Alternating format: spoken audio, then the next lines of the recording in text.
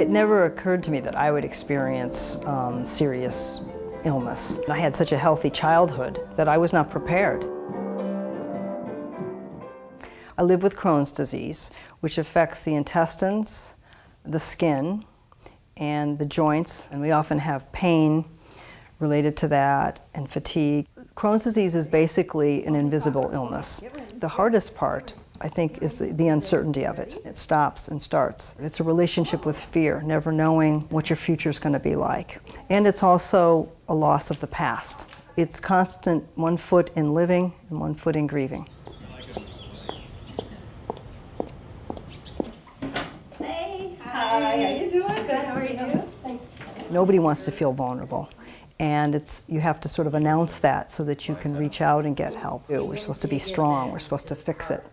And I think that's very difficult to appreciate in our society. I needed to create my own community, something that was safe. And that's one reason I started the groups. I created a sacred space. And that led me to go deeper within myself and not be absorbed and to think beyond myself.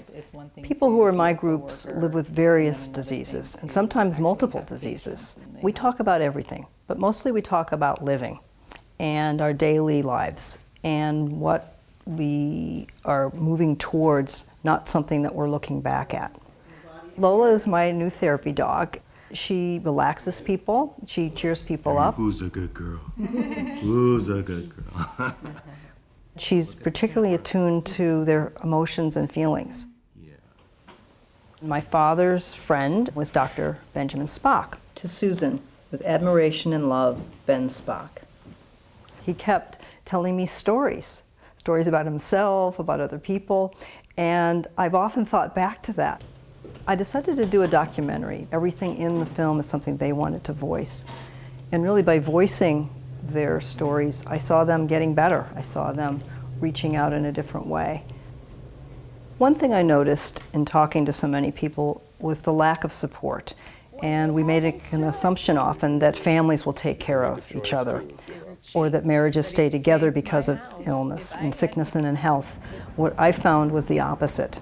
And not only was there not family support, but there was not community support. I think to be in better relationship with people with chronic illness, first you have to listen to them.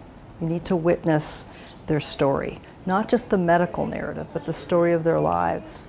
And then I think we need to make more jobs for people that don't fit a certain mold. Many people have moved from middle class to lower than that just because of illness.